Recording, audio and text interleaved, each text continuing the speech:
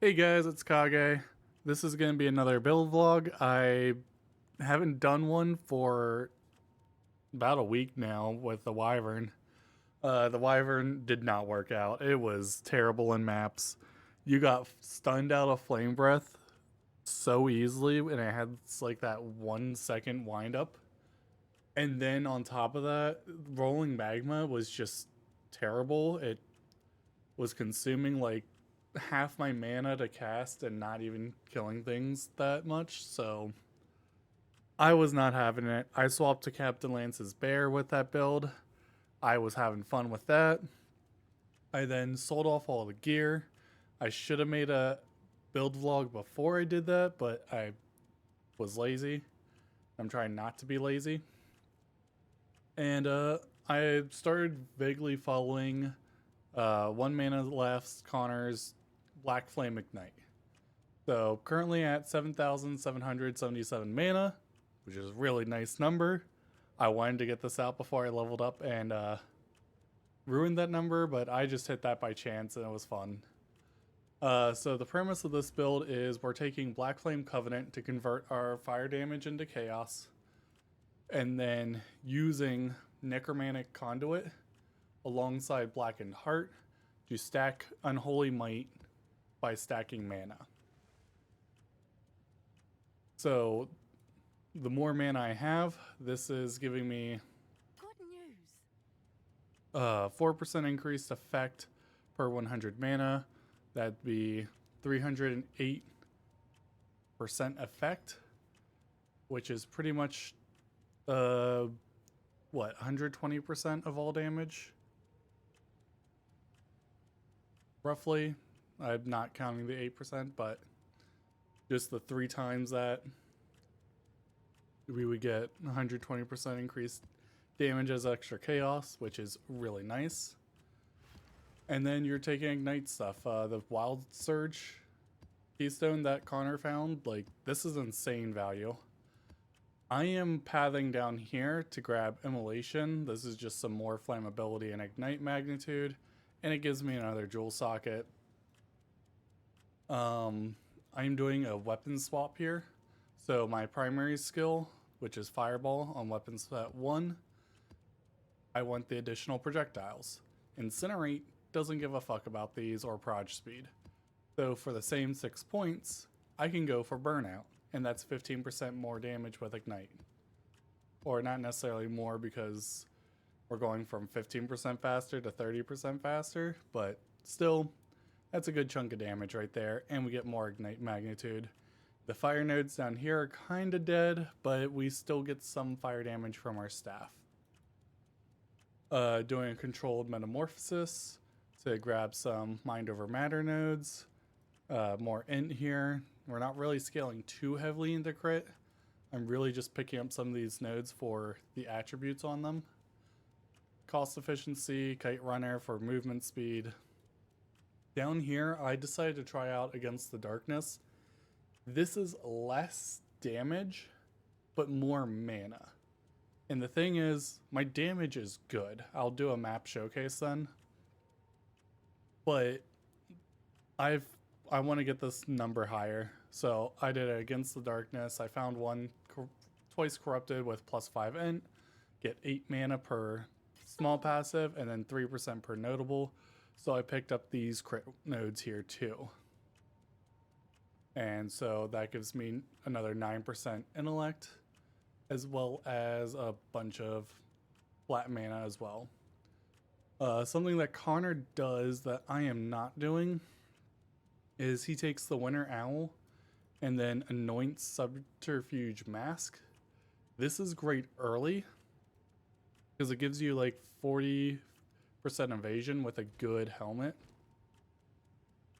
The problem I was having, or not necessarily a problem, I just felt tanky enough without it. So I am now anointing Gem Enthusiast, and if you look, I have 10 strength, 10 dex, and then however many int. Frostbomb here is literally just filling up sockets. I am not using this. This is just to give me another 2 red, 2 green. Kind of the same with Living Bomb. I am using this occasionally if I want to get infusions, but like I just have overabundance and harmonic for the actual use of it. Blindside and poison are not doing anything. Same thing here with Blink. I kind of have it still in here. I was trying it out before. It has issues with WASD, which I'll show off quick. And I am sorry if I sound a bit sick. My toddler is sick, and by transitive properties of being a parent, I am also getting sick. So, Blink. Really nice. The problem is, I use WASD in PoE2. It feels really good with like channeling skills and just being able to strafe while you're casting. The problem, however, is you can see my cursor over here. I'm going to move this way. Blink follows whatever input you are doing for movement rather than your mouse. If I stop input, I can blink normally. But for generic play and mapping, I did this for like 2 maps and it was not feeling great. Especially with like that stutter step. I don't like that. But I was not liking Blink. You can definitely do Blink if you are liking it. I would just, for my setup, I drop Clarity 2 and Vitality 2. The defense of this build comes strictly from taking damage from mana before life. I'm currently at 91%. And that is coming from sources such as nodes on the tree.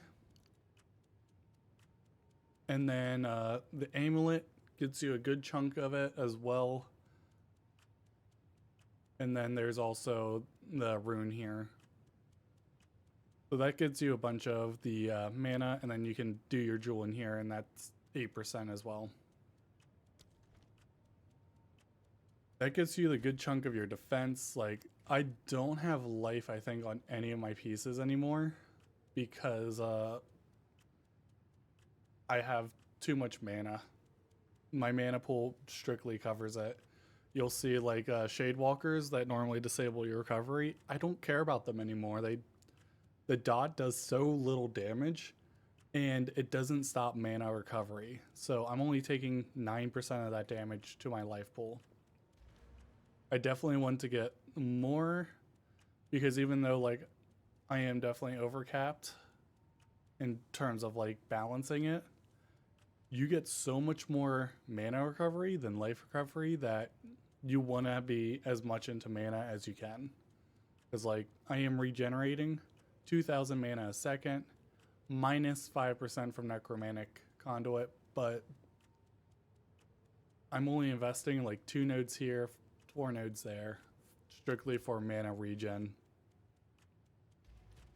Anything else I wanted to cover? I'm currently elemental weakness overcapped on my resist.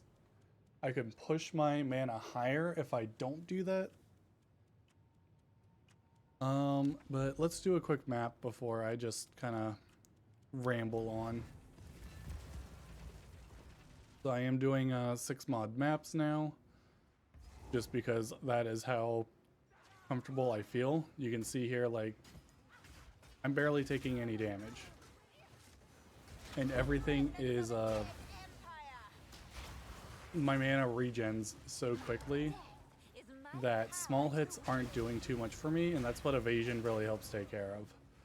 So that's why I felt like I could just unspec Subterfuge Mask and the evasion nodes. You will get stunned a bit more, because that is the weakness of this build for sure.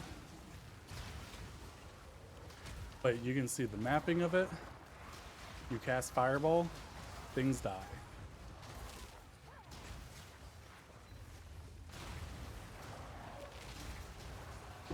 This gets even better with stuff like Abyss, because Fireball forks. So the more stuff that you have to fork on your Fireball, the more projectiles you get, and it just becomes a mess. It is very satisfying. You can use your Incinerate for tanky rares, but most of them will just die with Fireball anyways. We do have Siphon Elements to help get infusions. I also use the Living Balm because I don't mind the 2-button nature, especially in PoE 2, where I can use left and right click. It feels really nice.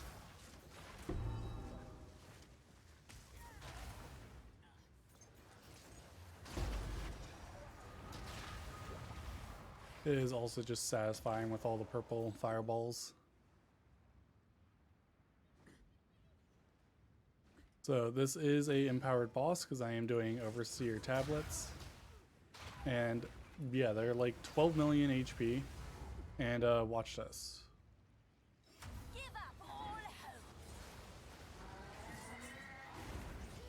You see his life? It's just gonna keep going down. Now I did get stunned out of there, so my Incinerate kind of like got stopped a bit. But like, that's good enough damage. For PoE 2, that's good enough.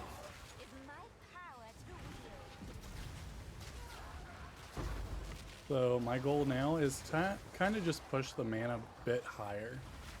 The more mana I can get, the more fun I'm just gonna have. I think this is gonna be my first character that I do another attempt to hit 100.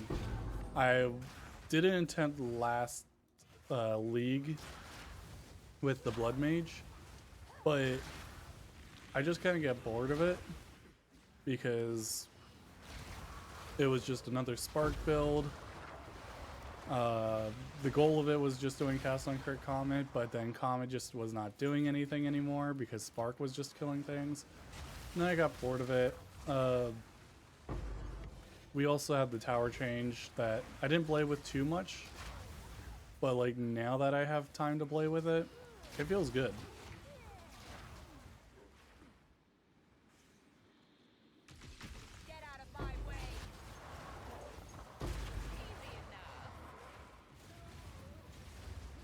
Because like you can see, this is going to be a normal HP boss here. And you can see the health just melts.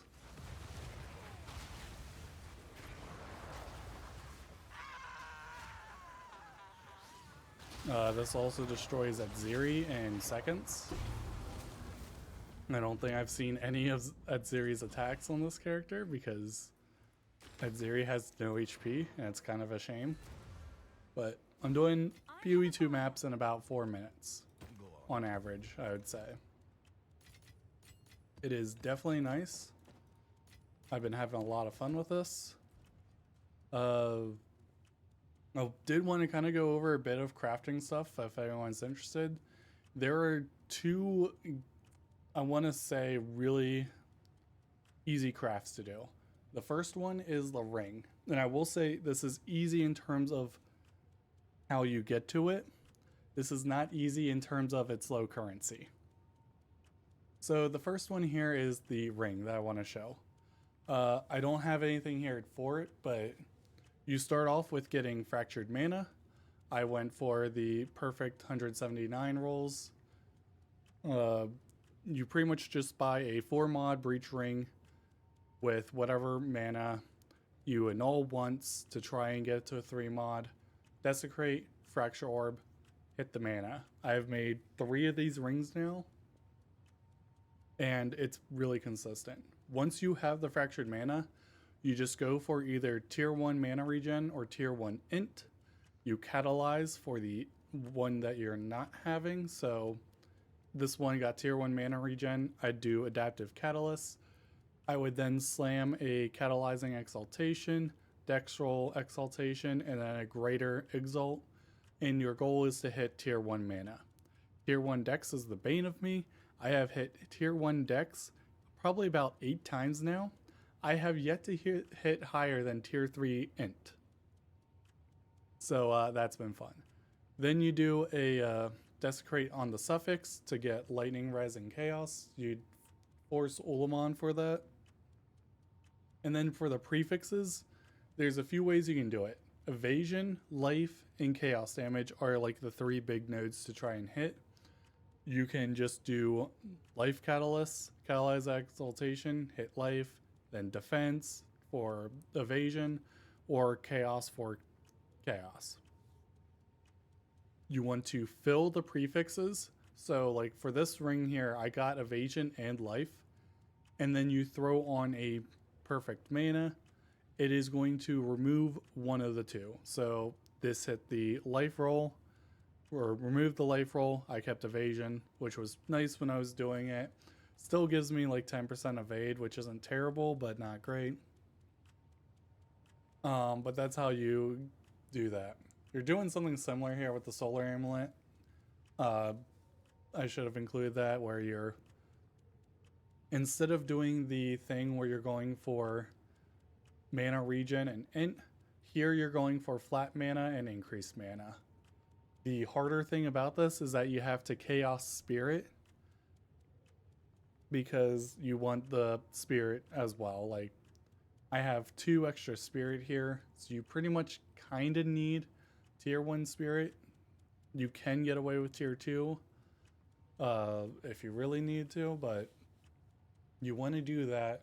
Once you have the prefixes, you have to do perfect infinite essences, and those are a pain. This took me like 8 attempts to hit int, I believe. But you just have to cycle it with a dextral central crystallization, going between perfect infinite and essence of the abyss essence. And the last one is the weapon, which I found the method here. I've hit 2 of these staves so far, and this one I did grab some bases here to show. So the first type of base you want to go for is here. You want to get tier 1 extra damage as fire and tier 1 mana regen. It's specifically these 2 nodes, and it's because increased, or the flat mana is the lowest item level mod out of the ones that we can't guarantee. And that comes in handy for the recom. Your other option is you can grab 5 mod base or 4 mod bases like this that have the tier 1 extra damage as fire, tier 1 mana regen, tier 3 or higher of cast speed, and +5 spell. You're going to want to throw a fracture orb on these. So I'm going to start with one of these here. And the first thing you're going to want to do is a greater elicity. That gets you cast speed. From here, you want to do a prefix abyss. I should have probably done this ahead of time. So you want Krugel essences. You need Sinistral, which I don't have any right now, so let me buy some. Give me 10 of these, because I'm using these a bunch on different things. So you want to do Black Blood and Necromancy. This is going to give you a Desecration in the prefix. This is guaranteed to be the spell damage per 100 mana, as long as you do Krugel or Kurgle. From here, you do need to do a Fracture. I was doing this before Fractures really shot up in price. I'm going to do this just for the video, because I want to experiment with, like, hey, what if I do these? And of course, things seem to be going up right away. But what we want to hit here is damage as extra fire. That is the big hit, because that means we get to guarantee +5 spell without losing any of our stats. If we don't hit that, we definitely risk a 50-50 on the Sinestral, which, let me check if I need one. No, I have one. I think I do need a perfect spell. Yeah. So let me grab that as well. I'll fill that in as soon as I can. So we get the Fracture Orb. You want to slam that. We hit the extra damage as fire. That means as long as we do a Sinistral, we're guaranteed to remove the Desecrate mod. And our suffixes are done. We can now do another Jawbone to bring that back. You then want to unveil first, and that is because normal spell damage blocks the damage per mana. As I said, you're guaranteed spell damage per 100 mana.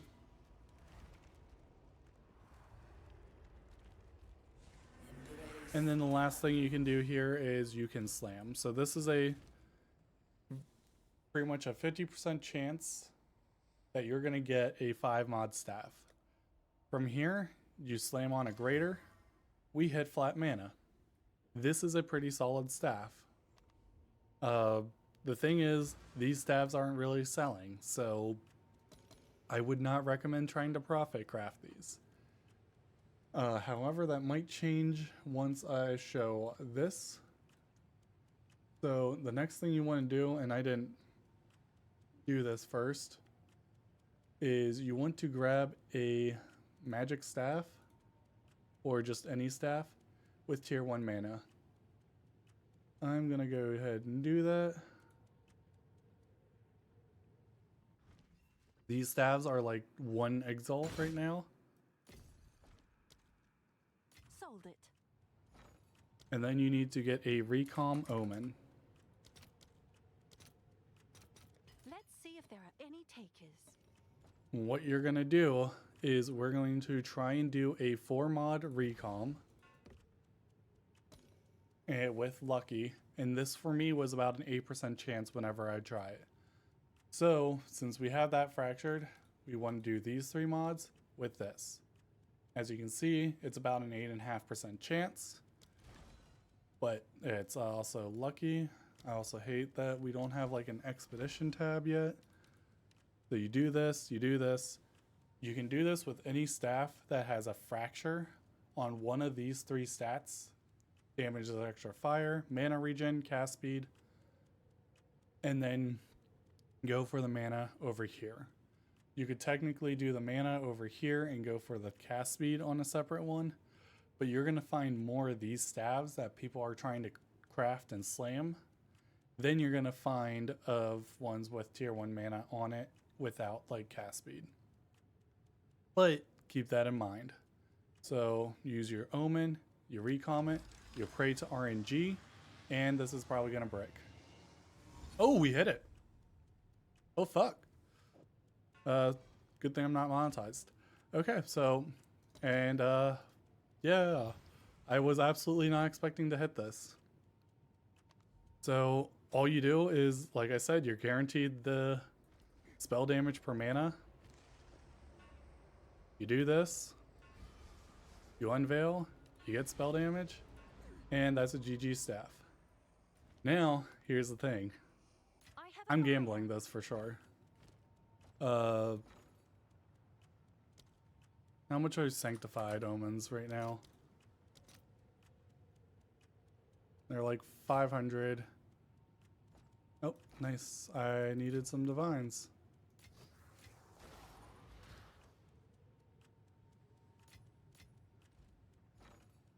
Because I'm a broke boy for the most part. It's definitely cheaper to go into chaos. We're like 700 chaos for 3. Or exalts. I keep saying chaos. I do that all the time. Let's see if there are any takers. So what you can do as the end gamble on this weapon. Oh yeah, I never qualityed that. You want to make sure you have your sockets. I would quality for extra measure, and you're going to sanctify omen this. We did not hit. We got over on, we went under on mana, over on mana regen, and that's about it. You can hit and roll that spell damage. So I think it's one of these stabs here. This one. The first one that I hit, I sanctified it. I hit +4 and braked it. So I was hoping for a +6. I didn't get it. But yeah, someone needs the staff and it's still available. Have at it.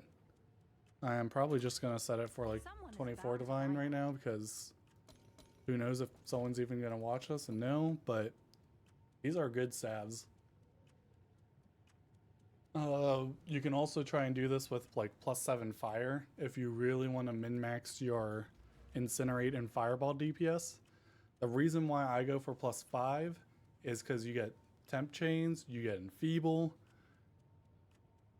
you're supporting your despair, so you'll support your sigil of power, which I guess I should note here as well.